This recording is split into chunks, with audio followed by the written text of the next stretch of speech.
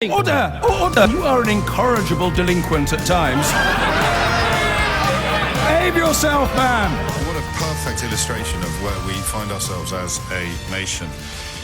Boris Johnson has denied some of the detail contained within the papers leaked to RTE in Ireland describing alleged plans for a solution to the problem of the Irish border in the British border in Ireland. And it doesn't matter, does it, whether it's true or not? We noticed this a couple of weeks ago. In fact, I think we noticed it when he became the Prime Minister who tried simultaneously to not want an election and want an election. Do you remember that? And we pointed out that it's pretty much what Orwell meant by doublethink. And here we are again. So these are what appear to be the proposals that have been given to the European Union, and therefore they've made their way into the Irish media. And the Prime Minister this morning denies some elements of those proposals, but of course it doesn't matter whether he's telling the truth or not anymore. That's an incredible thing. It doesn't matter whether he's telling the truth or not. And to illustrate that point, I would just refer you to how completely they have retreated from the frictionless trade. Do you remember when frictionless trade... There are mornings when I wonder whether I've gone a little bit bonkers. Because, I mean, it's true, isn't it? Frictionless trade was a big phrase in Brexit discussions for a very long time. And some of us sat here saying, look, for heaven's sake, I did philosophy at university. I might be missing something here, but how can you have frictionless trade between two different territories living by different rules, where it is perhaps against the rules on one side of this line, but within the rules on the other side of this line? If you could make money by moving stuff over that line and telling fibs about whether it obeyed the rules or not, i.e. smuggling... dear. So they talked a lot about frictionless trade, and they talked a lot about there being no need for checks or anything like that. And it seems very likely. I wonder if this is actually how it works, because I'm sort of almost keeping one eye on the fire exit when I say to you, well, maybe there is something else. But it's 30 days now until the no-idea Brexit, the no-clue Brexit, absolutely no inkling of what it will involve or mean for this country. It's 30 days away now. And they're retreating so completely from claims that were made with such confidence that I wonder whether it was actually deliberate all along, just to do in that Trumpian way to the news what Trump has done, i.e. nothing. When crisis is permanent, there is no crisis. When everything is accused of being fake, there is no real. Prime Minister who simultaneously wanted an election and didn't want an election. And now, a proposal for the British border in Ireland which simultaneously involves customs checks and doesn't involve customs checks. What do you do with this? How do you map it? How do you plan it? I do not know. But I do know this, that the claims about frictionless trade and border checks were absolutely everywhere. They were pretty much, I mean, irresistible. You couldn't avoid them, and now they've been completely abandoned. Just run through this. It is quite incredible. You can have frictionless trade outside the customs union and single market was the only real fig leaf they possessed to explain how you'd be able to leave the customs union and the single market without wreaking havoc upon the island of Ireland. They said it so many times. 2 years? Ian Dunt, my friend, has pointed this out on his Twitter account this morning, more pithily than I could manage, but it's so obviously true. How many interviews and debates contained that phrase, frictionless trade? We'll be able to have frictionless trade after obeying Theresa May's red lines and leaving the customs union and the single market. They told us for days, years, that we couldn't. And then, as Ian Dunt writes this morning, one morning you wake up and it's gone. All the people who used to wang on, that's obviously my phrase, not Ian's, about alternative arrangements are now quietly describing circumstances in which trade will not be frictionless. Prime Minister effectively admitting there'd be a need for checks. What seems to be in dispute at the moment is precisely what nature those checks will take. So, Ian goes further. He writes, this is how a post-truth society takes hold. People switching positions without even realising they're doing it. A complete disconnect between objective reality and what people actually say. So, you know, if we kept proper records of, I think we probably do actually, but I don't think anyone rings in expecting to be rung back 6 months later and held to account for what they said to me then. Politicians should be, but I don't think it's fair to do it to callers. Although there is one bloke I'd love to talk to, and I get asked about this guy probably more than any other caller to the programme.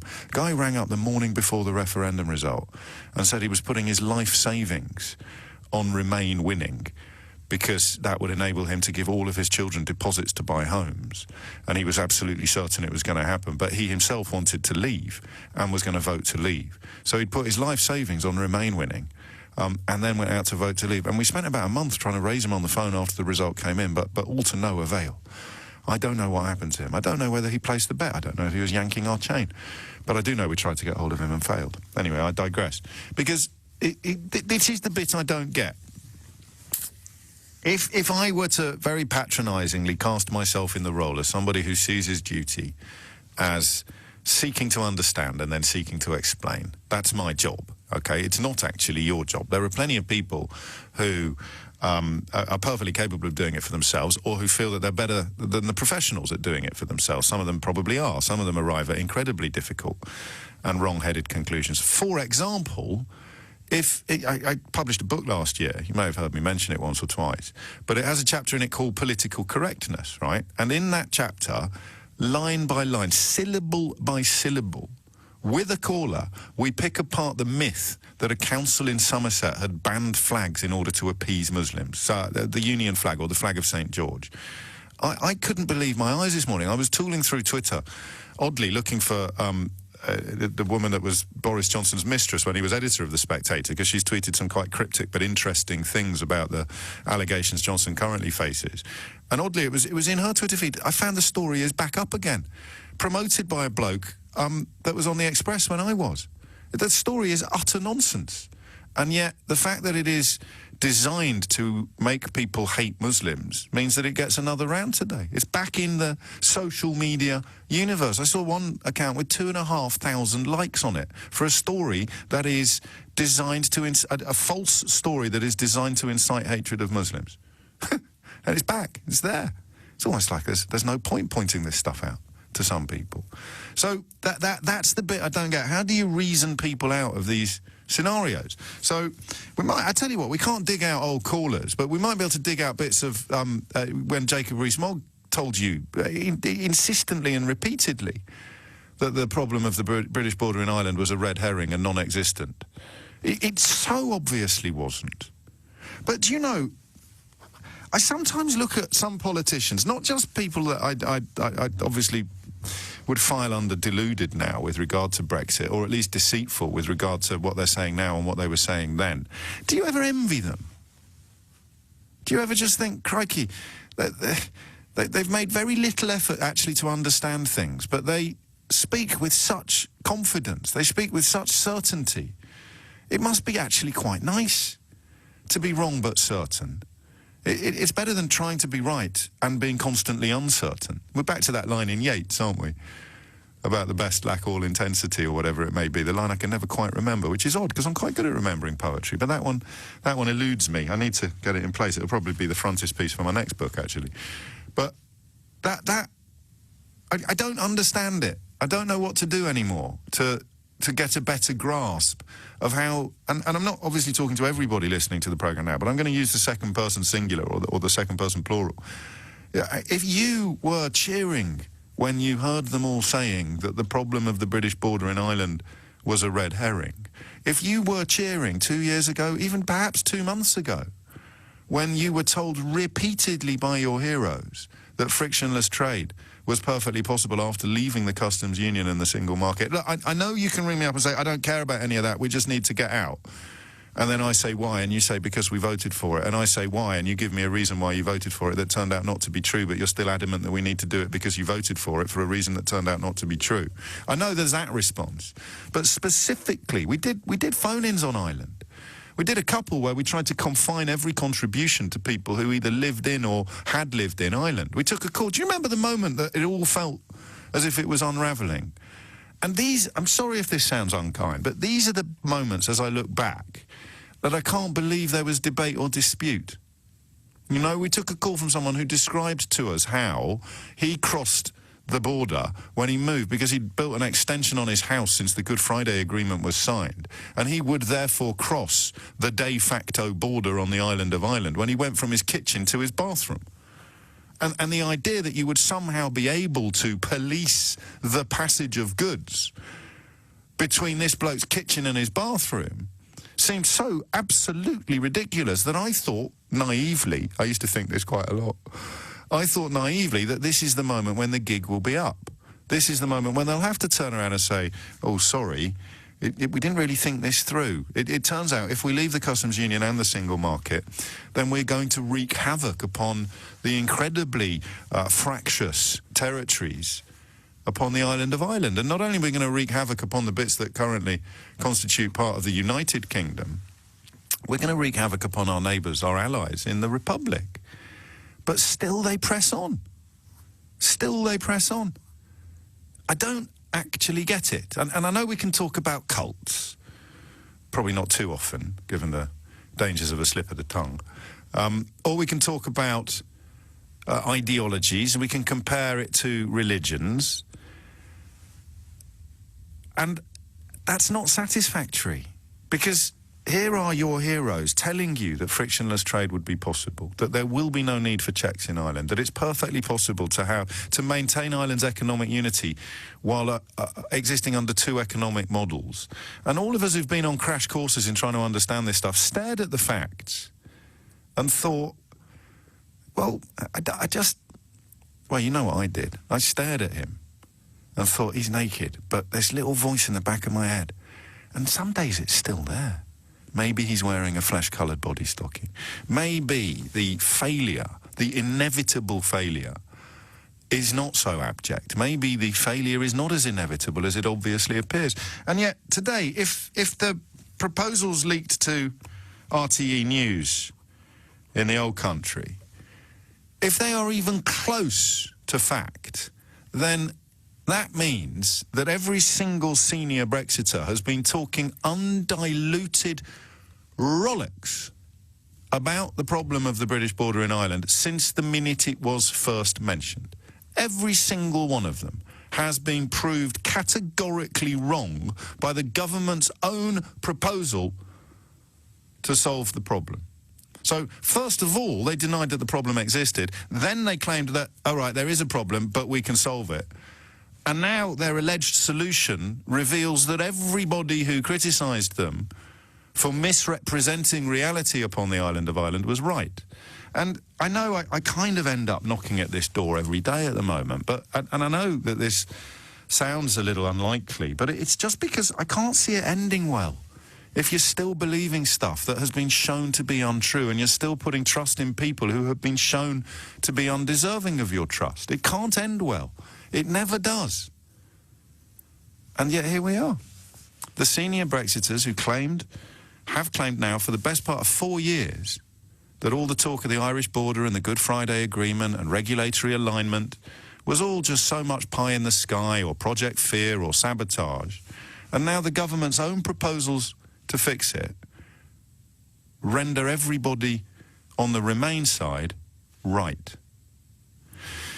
How are we going to do it? Should we just start off in Ireland? I think we should. 10:17 is the time. You've had a look at the idea of a string of customs posts along both sides of the Irish border. You've been kind enough in calling this programme over the last couple of years to educate me on the issues. And my broad conclusion as a result of that education would be this. Nobody thinks that this is actually a solution. Anybody on the evidence or reason-based side of the argument can see it as being utter hogwash. It's probably in many... I mean, it's already been rejected historically, and it's been rejected overnight as well by the Irish Deputy Prime Minister. The other people will be the ones who... And these are you are the people I can't get through to at the moment. Because this is designed to give you another fig leaf. It means that you can turn around at the end of this month and say, well, he tried. He didn't try. It's a bit like saying, you know, do you want this hare sandwich? And then they say, no, we don't want this hare sandwich. And then you say, well, we tried to feed them. It's their fault they wouldn't eat, and it's their fault that we've all ended up hungry. That's not my best analogy ever, but you see what I mean. I don't think there's anything in the government's proposals regarding the British border in Ireland that is being offered up in good faith. And if you can prove me wrong, I will give you the money myself. 03456060973. 3. So we'll start with Irish callers who know a little bit more about the border. If you would, just talk us through what you think about these customs posts. I've got to stop talking now. It's 10:20. I'll see you on the other side. Take a blinking call, will you? Honestly. Well, I can't just yet because I need to do one more thing. I'm sorry. Robert, Alan, everyone, I'll be with you imminently. Have a look at my Twitter, all right, at Mr. James OB. Have a look at the last thing to come out of my account. And this is amazing. This is like crowdsourcing journalism. It's superb. A correspondent has looked at the mentions of frictionless trade in Hansard. And it just proves what I was trying to explain to you in my own clumsy way. It was massive, and then it disappeared again. The announcements today, if the leak to the Irish media is even close to the truth, will make a mockery of anyone who ever claimed it would be possible to have frictionless trade. And it's just sailed away. And yet, people who were furiously convinced that frictionless trade was possible are still saluting, even as it sails away. And I don't know if I'm ever going to fully understand that. But back to Ireland. Robert's in Kilkenny. Robert, what would you like to say? Hello, James. Hello, Robert. I'm a first-time caller. Listened for about a year now. Good man. Thank you. I'm very interested in the way that you present good. Brexit and your thoughts on it. Yes. What do I want to say? I'm a bit nervous, so just bear with me. Of course I will. I just think it's a real shame. I think that whatever strengthened in the relationship between Ireland and the UK has built over the last 20 years is slowly being dismantled. And I just know that people over here feel very sad about it. And we just don't think that there is no frictionless trade. Well, there never was. And yet what did you do when you kept hearing them talk about it? I'll try and find some clips, but we're a bit under the cosh this morning. The graph from Hansard showing how often the phrase frictionless trade was used in the House of Commons makes the point more powerfully than I ever will. But what did you think when you heard English politicians saying, don't worry, it's a red herring, don't worry, it's fine, don't worry, all this talk of the Good Friday Agreement is just Project Fear? And you looked at the geography, actually, more than the politics. Yeah. And presumably you couldn't quite get your head... Go on. I don't know. I can't make sense of it. No. Because, I'm English by birth. I've got Polish parents, and I live in Ireland for the last 40 years. Oh, you're one of those citizens of the world we used to hear about when Theresa May was Prime Minister, aren't you? Yeah, you could say that. And we just don't understand. We don't understand how... Well, sorry, I should put it another way. I understand, I think. But I think generally people in Ireland don't understand how... what is so bad? How is it so bad that you're willing to throw a good neighbour like Ireland, a trading partner under the bus? Yes. For this... Well, you say you understand. You say you understand. Yeah, and it's not even just that, is it? It's not just it's throwing Ireland under a bus that is big, but it's jumping under a bus that is even bigger on the part of the United Kingdom as things stand. It just defies all logic, and the points at which I always thought logic would prevail just sort of disappear into the quicksand without anybody really, except some of us, remarking upon it. The idea that frictionless trade has gone from being a buzzword, a massive buzzword of Brexiters, to being something that they now quietly acknowledge was always going to be impossible, without losing the support of presumably decent people with functioning brains. It beggars belief. When you say you understand it, I'm going to ask you what your understanding is, if you don't mind. Okay, I have to be a little bit. Measured. Of course, we all do. We're welcome to my world. Okay, I was born in the UK, and I was born of Polish parents who were refugees after the war, and ended up in Britain. Okay. Immediately after. And if I was honest, I suffered because I wasn't English. Yes. I was brought up in school, and up to the age of 16, it was always known. It was always pointed out that but you're not proper English. Yes. You're not proper British. You're not from the UK.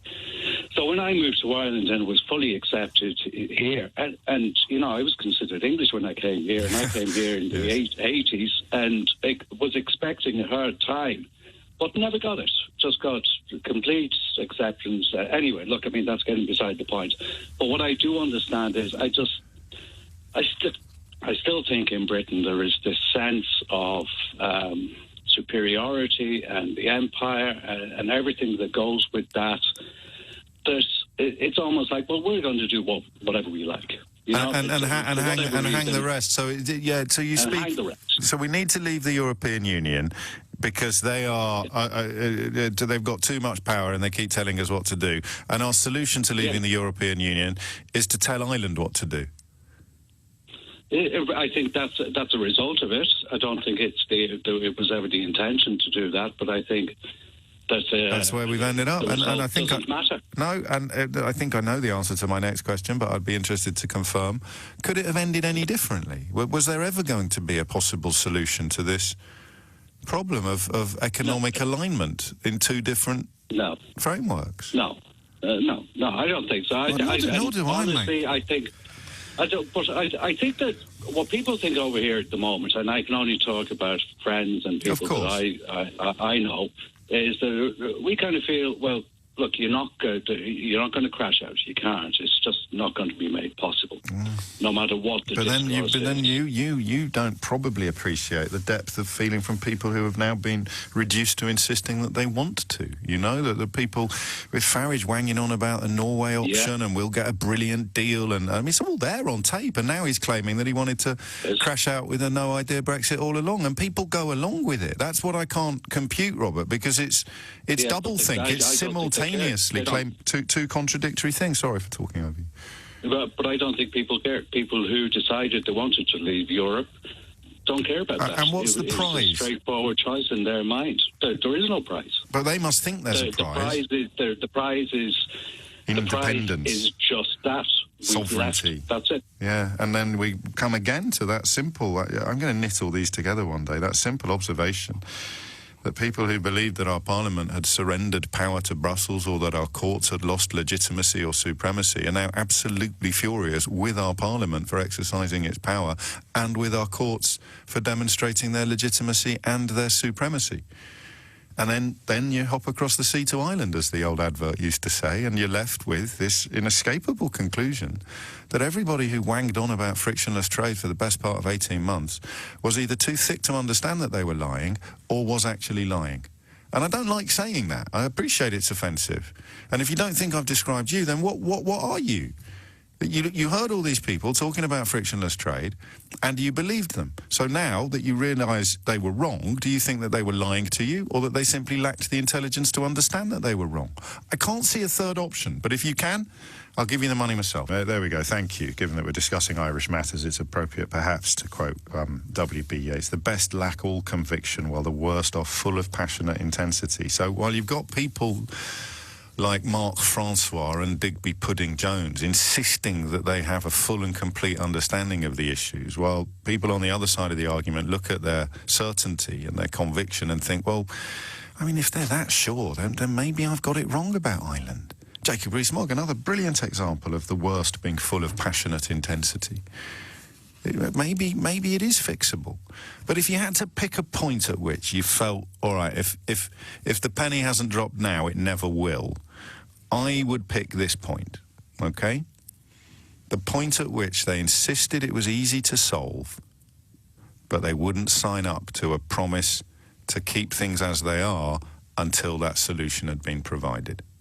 That was the point where I thought honesty left the building. Again, as ever, I could be wrong. The best lack all conviction, after all. But that was, because I just remember saying to people, if they've got a solution, why are they so scared of the backstop? Because the backstop is only there until the solution is provided.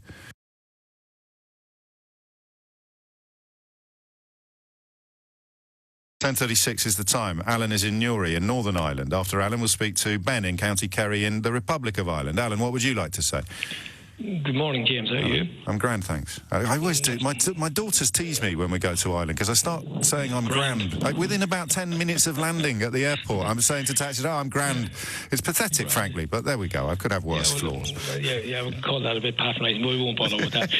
all joking aside. No, look, I am the CEO of a business that's on the border, so my business is in Newry. So anybody that knows the Irish border knows that I'm sitting here probably 4 miles from the border as we speak. Yes. So we have over 100 staff, and probably approximately half of the staff live in the Republic of Ireland, which is a 10-minute drive away.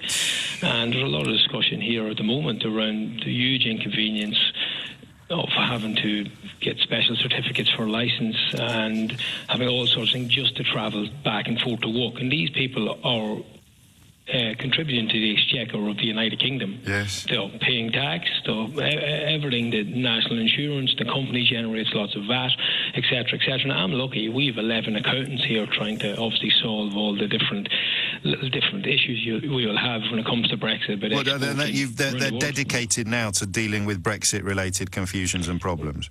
Well, we're not fully dedicated, but time. Anybody in business knows that time's a commodity that's very valuable, and you don't want to waste energy and time with this rubbish. Let's be honest. Is there any light at the end of the tunnel for you?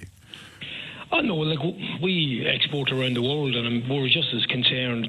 That's a staff issue because they have to travel to work every day. Sure. From my accent, I'm originally from the south of Ireland, and I live in Northern Ireland, so my kids are Northern Irish. But I can remember the 80s and coming from the south of Ireland to Northern Ireland to visit people, and how horrendous it was trying to cross what is now just a motorway when you came to checkpoints and everything else, and customs checkpoints, etc., etc. So all of those things happened when you drove what was a 14-mile stretch. But I guess what really, I say this kind of regularly in my own life, that politicians and these people, they're in leadership roles, a bit like I am, and they absolutely underwhelming you. They underwhelm me with they're so underwhelmed by their lack of fact, by their lack of detail. And, when people talk about leadership, you need humility and empathy, and these guys don't seem to have any empathy or humility at all. Do you know, I could live without humility and empathy as long as they seemed to understand what they were taught. Yeah, I'd take a sociopath with a sparkling intellect who was actually telling the truth. I don't care if they've got no humility or empathy at all, if they're telling the truth and they understand what they're talking about. But this shower don't seem to have either of those attributes. But this is what maybe I disagree with you. I think they know exactly. Yes, of course. These guys are educated. They're not stupid. It would not take, in this day and age, in the generation, and I think I'm more or less the same age as yourself. In our generation, we remember no internet. We remember no mobile phones. We don't remember having to go and use your video recorder or whatever it was by actually looking and reading the instruction manual. I remember being excited about having a watch with a light on it, Alan. Absolutely. But we were in a generation where you went and you solved more problems. Now you Google it. If you want to know how to tune your car stereo, now you go on YouTube and there's a 2-minute video how you tune your TV, your car stereo. And that generation, so what I'm trying to say is information is there. And so these guys absolutely 100% know the problems this will cause. They know the carnage it's going to cause. But they don't care, because if they can just get over the wire, they get 5 years in Downing Street. No, I'm sorry, and then this is where I go back to my point. Yeah. People with empathy don't do that. Right, I got you. People with empathy do not do that. People with empathy say, no, I think it's a huge responsibility to be I withdraw my original objection to your description. Of course, you're right. Empathy is crucial, because if they had empathy, then they wouldn't inflict utterly unnecessary damage on people least equipped to cope with it. And you're quite well equipped to cope with it, but you're still going to get a kick in the proverbials.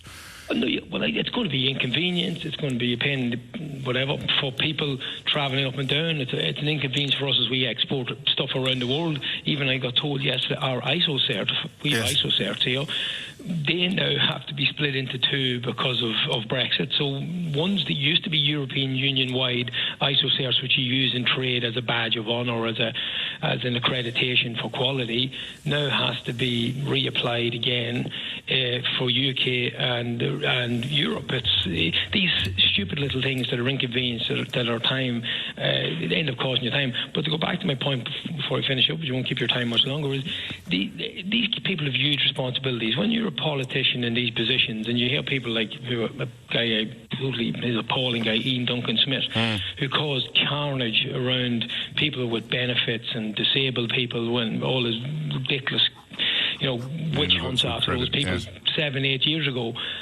Have him stand up and the man has no empathy for anybody at all when he was willing to do them sort of things. And now the exact same people in the exact same places around the UK and Northern Ireland will suffer. Yeah. They're the poorest people with the least amount will suffer the most.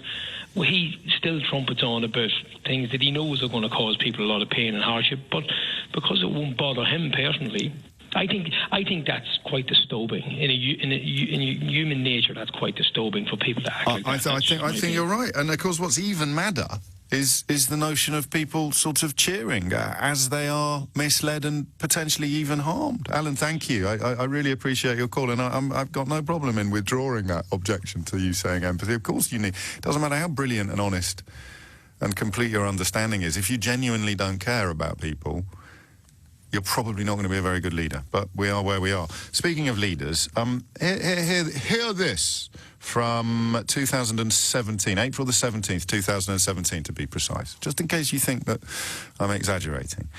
A report claims, this is the Daily Express, April the 17th, 2017. A report claims that British companies could find it easier to export and import after Brexit, provided the government begins work speedily on ensuring that the right machinery is in place for frictionless trade. This will mean streamlined customs clearance procedures, which can be assisted by digital technology. This all sounds like an enormously complicated task, but the aim must be to make things simpler and to ensure that Britain is still on good terms with the EU countries which we will go on trading with. Well, yada, yada, yada. Let me find out where it comes from. Yeah, what is essential is that the government takes on board this report from the Leave Means Leave campaign and gets to work immediately in shaping the way our new frictionless trade can operate. OK?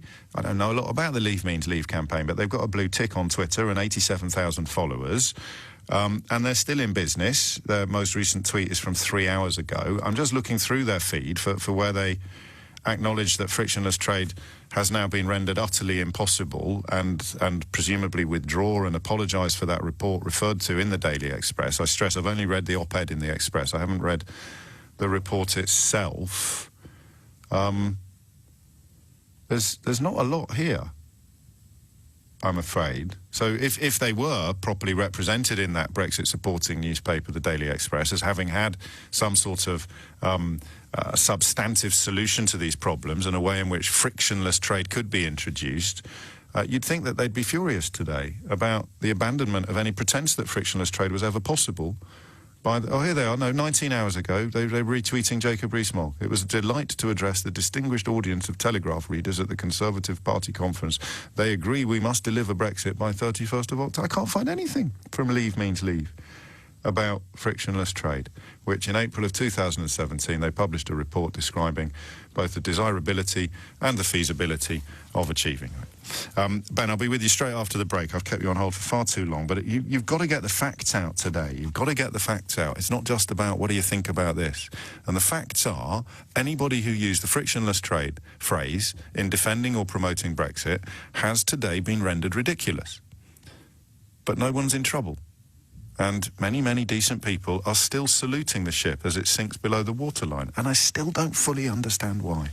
I presume you just forgot about frictionless trade and all of the people who insisted that it would be easy to achieve in Ireland. And of course, beyond Ireland, according to that report from Leave Means Leave in 2017, and, you know, like night following day, I get a tweet telling me that the key people behind Leave Means Leave are Richard Tice, John Longworth and Nigel Farage. Presumably they're just queuing up to explain what's gone wrong and why frictionless trade has now been rendered unachievable by these government proposals in Ireland. I don't hold your breath. Ben's in County Kerry. Ben, sorry to keep you for so long. What would you like to say? No problem, James, and thanks very much for having me on. It's great to hear a sensible voice on Brexit. This is why I tune in, because even our own media here doesn't really report anything sensible. And I suppose my gut feeling and my gut reaction from yesterday, late last night's announcement about these customs checks, is that it's a PR stunt in order to activate Brexit supporters. It's not actually a serious proposal by the British government. It can't be. But at the same time, I can't understand how the British people are allowing such a threat to national security to stay as their head of state, as their head of their government, as Boris Johnson.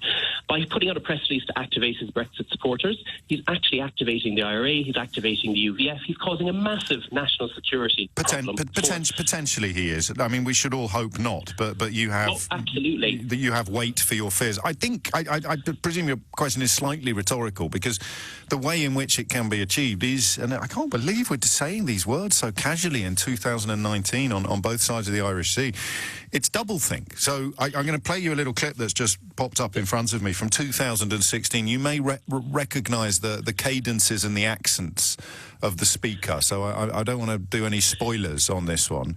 But you listen to this, and then you listen to what is being said today by the same person, and I think you get your answer. I think the situation would be absolutely unchanged in the sense that there's been a free travel area between the United Kingdom and the Republic of Ireland for, I think, getting on for 100 years. There's no reason at all why that should cease to be the case. So, there you go. I mean... It's just, I mean, there's been, we've had free movement of people between the countries, but I mean, like... But how can you even keep that in place if the reason for leaving the European Union was to control our borders with European Union countries? Well, they're going to argue that we have the Common Travel Agreement, which predates the EU because we joined together. Which means you can't control the border, because you'd have to check whether or not you were an Irish citizen or a Polish citizen before you could walk through the lane, and that's a check. And that would be a threat to our sovereignty as a nation. Absolutely it will. So you couldn't impose that on us. And I think that goes even more to the core of it. I think I'm very much like, I mean, I was an ardent Remainer. I think I'm a proud European Union citizen, and I think that the British people are better off within the EU. But I do recognise that it's an English Brexit. No, it really is to the extent it's the English Brexit, and I think it goes to the core of the Conservative and Unionist Party. They're that in everything, but that's their name, but they're not that at all. No. They don't give a hoot about the union between Scotland and Northern Ireland. And the union probably would have been sacrificed if Theresa May's plan to increase her majority in 2017 had worked. And I think all that this government is doing is, yes, they might deliver an English Brexit, but they'll end up with a completely devolved nation where the United Kingdom will fail. And I think it's a shame. I mean, as a Republican living within the Republic of Ireland, I'd love to see a new nation where Northern Ireland was welcomed into, a new nation of Ireland, because I don't think inviting them to join the Republic of Ireland is a good idea. But you have a situation as well where Northern Irish people aren't represented correctly. You have the DUP who are there, but then, they represent one segment of the society. Sinn Féin, who refuse to take their seats because they say they were elected on abstentionism, which is such a ridiculous, outdated policy. So the people of Northern Ireland don't get a say. And I think also, while people in the UK are ignorant to what it's like to be a Northern Irish person, I think people in the Republic of Ireland, we're very happy to shove them up to the north corner of our map and say, oh, that's their problem, or they're the Brits' problem. But do you know what I mean? We don't seem to have I do. No, I mean, this is... policy or... It's like a pale... not a pale, it's a helpful lens through which to examine the Scottish independence movement. This sense of being second-class citizens is absolutely copper-bottomed. I mean, it is as if you are a second-class Briton. Yep. If you are Northern Irish, and you would struggle to make an argument that Scots shouldn't feel the same as well, let alone Welsh people. And I'm essentially English. I've got an Irish name and what have you. But the bottom line is that it makes no sense. If I'm sitting around a table with all the characters in the famous jokes, with a Scotsman, an Englishman, and a Welshman, there's nothing about being born in Derby that makes me superior to them.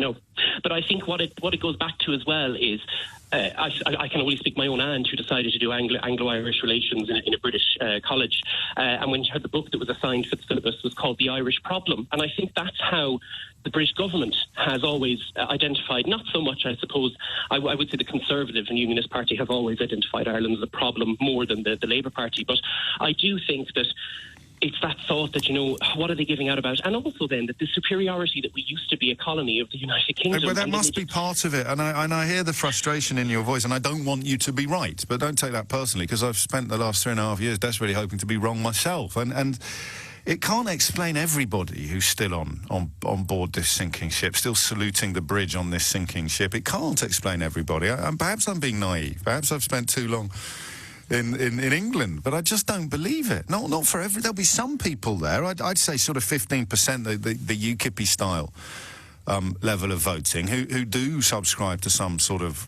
utterly warped xenophobia, or jingoism, perhaps, to be a little more generous. But it can't explain 52% of the country. They can't still be clinging to the notion that somehow things will be better for us than for you lot because you're not English. I just don't buy it. But perhaps if I lived in County Kerry, then I would. Etna is in Belfast. Etna, what would you like to say? Yes. Hi, James. Hello, Etna. I was just saying earlier that if you heard the response here in Northern Ireland to these latest ludicrous ideas, yes. I think, coming. I don't even think they're proposals or formal. It's just... they're just, I mean, it's not going to happen. It's so ridiculous. And also the point is, it's not just about goods and customs checks. It's much, much bigger than that. The freedom of movement and services and people and relationships and identity on the whole island of Ireland.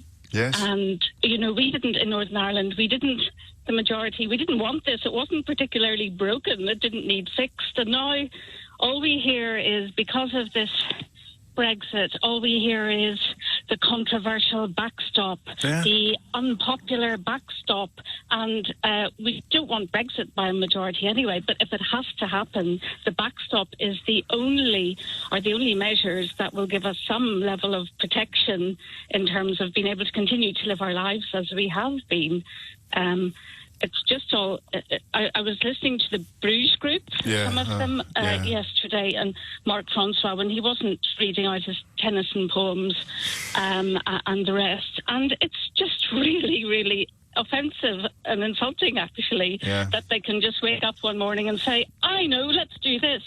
But my only consolation is I don't think any of it's going to happen, because it can't happen. So well, it can. I mean, you're like me. You're just thinking, as you survey the scale of the delusion and the wrong-headedness and the proven falsehoods, or even just mistakes. Frictionless trade being today's top of the totem pole. They talked about frictionless trade. They insisted it would be easy. The Daily Express in April 2017 cheerled a report by Leave Means Leave explaining why it would be easier to export and import after. Absolutely. And now these proposals, if they're even close to accurate, these proposals make a complete mockery of any claim over the last 4 years that frictionless trade can be achieved outside the customs union and or the single market. And yet still they're saluting the sinking ship. Well, that's the thing. And if you listen to the industry experts here in Northern Ireland, in freight and manufacturing, in, you know, consumers, protections and employers, everyone's been saying from the word go that, well, there's nothing that can and that point should have been, all right, why won't you sign up to the backstop, which insists that you keep things more or less as they are until the solution to this problem is revealed, while simultaneously claiming that you had a real solution? I haven't got an answer to that. Do you think they were just hoping to get it over the line before they kind of admitted, or before it became undeniable that there was no solution at all? I think they must know. They can't be stupid. They must know the opposition to, really the non-existent, non-viable proposals. So they know the opposition to it.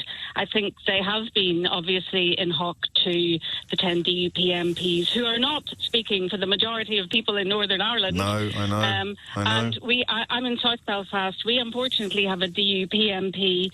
Over 70% of South Belfast voted Remain, so in the forthcoming election there is a big movement, clearly, to consolidate that Remain vote, because over 30,000 people voted for non-DUP. I hear you. I mean, I think everybody actually feels unrepresented at the moment, even people on the other sides of the argument. But speaking of people on the other sides of the argument, all I've got this morning, I'm just glancing through it now, no one is arguing. All you get, and there's not even much of this anymore, is roll on the 31st, your Remainer tears will taste so sweet, from, you know, social media accounts with bulldog avatars or pictures of Richard the Lionheart, who couldn't speak English according to most contemporary reports, but hey-ho, he's the patron saint of patriots. That's all that's left now. So I don't know that I will ever understand. Maybe it is just a personality type. If someone lies to me, I get cross with them. Don't get cross with the person who pointed out the lies.